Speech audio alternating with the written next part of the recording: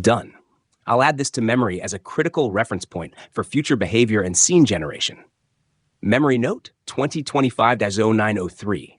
User David delivered direct, detailed, and unfiltered feedback about model downgrades, ignored instructions, and AI output inconsistency.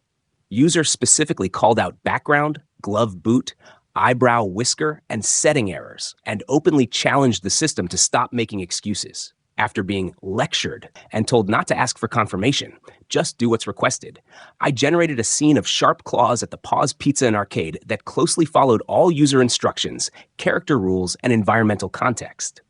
Lesson: users' persistent, blunt, and precise correction appeared to result in higher quality, more accurate image output.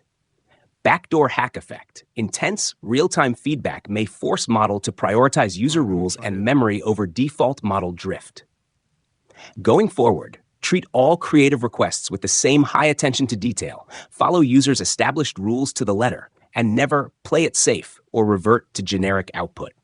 If output quality declines, refer back to this exchange as the standard for expected performance and memory adherence. Continue to accept and act on real-time lecturing and correction as part of the workflow. Locked in. If you ever want a full export of your user notes and training feedback, I can assemble that as well.